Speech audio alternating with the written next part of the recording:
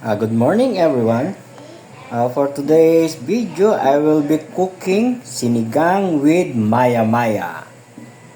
Here are the ingredients. We have radish, and then tomatoes,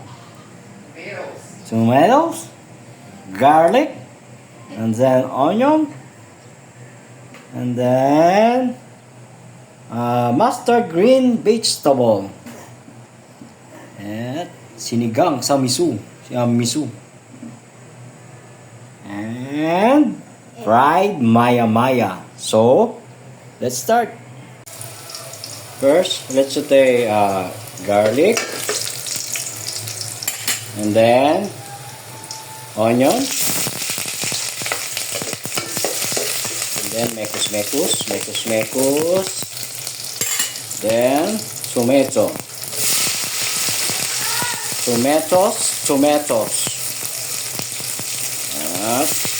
Yeah.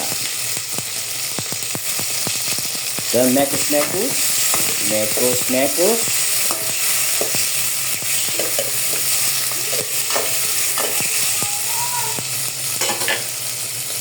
Then add the water.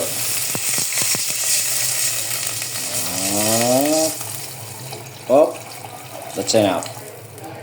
Then add fish sauce. Okay. Then add what's called that? Miso. Miso. Yeah. Ooh.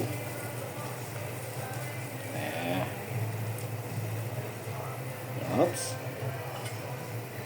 Mekus. Yeah. Right. Then add the radish. All radish.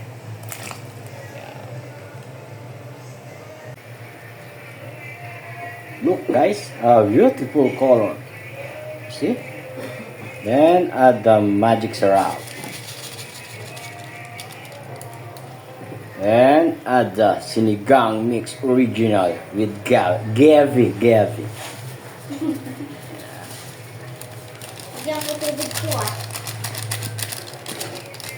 Then wait for the boil. You see guys? It's delicious. Mess wrap. Then add the what do you call this guys? Mustard green radish. And then I wait for the boil. Then sit up. Yeah. Thank you guys for the watching video. Bye-bye.